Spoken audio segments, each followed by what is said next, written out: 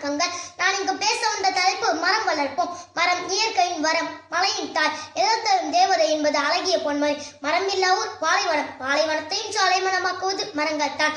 வீட்டுக்கு ஒரு மரம் வளர்ப்போம் என்பது அன்றைய வாசகம். ஆனால் ஆளுக்கு ஒரு மரம் வளர்க்க வேண்டிய தேவை இன்று ஏற்பட்டுள்ளது.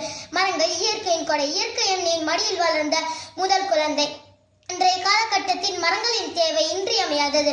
விசும்பின் தொழுவீரின் நல்லல் மற்றாகிய பசும்புல் தலை காண்பது என்கிறது திருக்குறள். உலகில் உயிர்கள் வாழ்வதற்கு மழை நீரே ஆதாரமாய் இருக்கின்றது. மரங்கள் இருந்தால் தான் மழை பொழியும். இயற்கையை பாதுகாக்க மரங்கள் நட்டு வளர்க்க வேண்டும். வேற ஏற்றாலும் மரங்கள் வெறுப்பை உமிழ்வதில்லை என்றவர்களுக்கேற்ப மரங்கள் மனிதனுக்கு பல வகையிலும் உதவுகின்றது. நாம் உண்ண தேவையான காய், கனி, கீரை போன்றவற்றை தருகின்றது. நாம் வெளியிடும் கார்பன் டை ஆக்சைடை கிரகித்துக் கொண்டு தேவையான ஆக்சிஜனை தருகின்றது. மரங்கள் வளர்ப்பதால் நிலத்தடி நீர் அதிகரிக்கின்றது. மரங்கள் விலங்குகளுக்கும் பறவைகளுக்கும் வாழ்விடமாக திகழ்கின்றது. மரமே மலைக்கு ஆதாரம், அது இருக்கும் இடமே காடாகும். மரத்தை வெட்டி காட்டை எரித்தோம், இயற்கை சீற்றத்தை ஏற்க மறுத்தோம். மரங்களின் அழிவு மனிதர்களின் அழிவு என்பதை உணர்ந்து மரம் வளர்க்க வேண்டும்.